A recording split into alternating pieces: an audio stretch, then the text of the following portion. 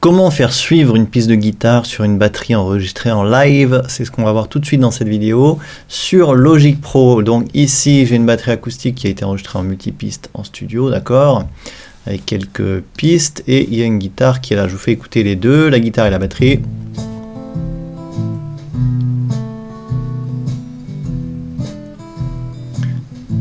Vous voyez, c'est pas complètement calé, complètement ensemble. Pour faire suivre cette guitare, pour que cette guitare suive cette batterie, pardon, je vais faire un clic droit sur la piste de batterie par exemple, et je vais cliquer ici sur piste groove. Vous cliquez sur cette option. Ensuite, ce que vous allez faire, c'est que vous allez sur la piste déplacer votre souris sur la gauche, et là vous allez avoir ici sur la gauche une petite étoile qui va apparaître, et vous allez cliquer ici. Vous décidez quelle piste est la piste maître si vous voulez. Donc quand vous avez cliqué sur l'étoile, ça veut dire que c'est cette batterie qui est maître, et toutes les autres pistes, je peux leur demander de suivre cette batterie.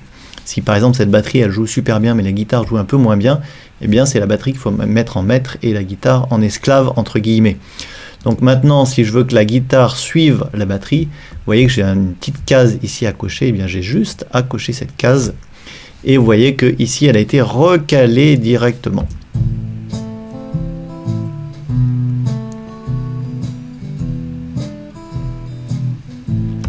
Voilà, c'est vraiment absolument bluffant.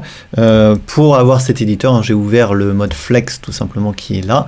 Vous pouvez l'activer. Quand on fait ça, en fait, la piste groove, ça active le mode flex qu'on peut aller paramétrer simplement ici. Vous pouvez choisir votre mode flex. Donc j'aurai l'occasion de détailler tout ça, mais en tout cas là directement en utilisant la piste groove et en cochant ici sans faire aucun réglage, normalement ça marche assez bien. Je vous incite à tester, c'est vraiment assez bluffant. Évidemment c'est idéal si vous avez fait des prises en re-re, c'est-à-dire les unes après les autres, et qu'il n'y a pas de la repisse sur des prises live, sinon vous auriez évidemment des problèmes de phase, bien qu'on ait quand même des options pour verrouiller la phase et faire du flex quand même dans Logic, mais ça j'en reparlerai. Voilà, merci d'avoir suivi cette vidéo, je vous dis à demain pour la prochaine.